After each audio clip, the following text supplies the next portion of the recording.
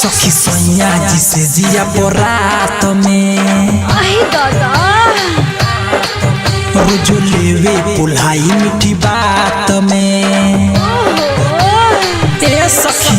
सखी सैया जिसे जिया रात में रोज लेवे पुल्हाई मीठी बात में वही जगहिया मरले की टोवे लगनी सामान धके रोवे लगनी सामान धके रोवे लगनी पैसा न डोज देले कि सोवे लगनी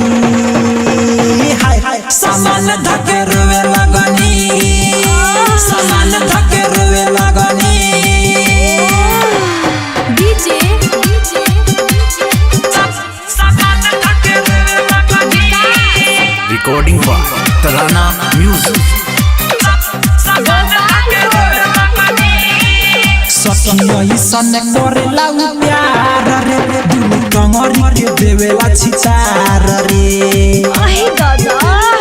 ए सखी सखी सन करेला प्यार रे दुनु कंगरी के देवेला छितार रे रतिया में से जिया पर गेहूं के बोए लगनी हाय सामान धके रोवे लगनी सामान धके रोवे लगनी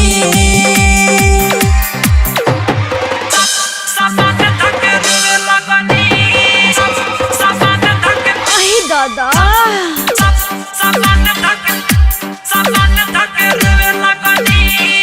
सखी सैया परदीप प्रेमी काम करे में करे नहीं कमी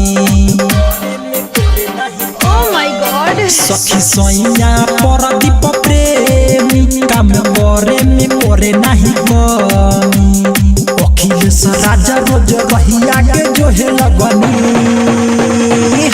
सामान धके रोवे लगनी सामान धके रोवे लगनी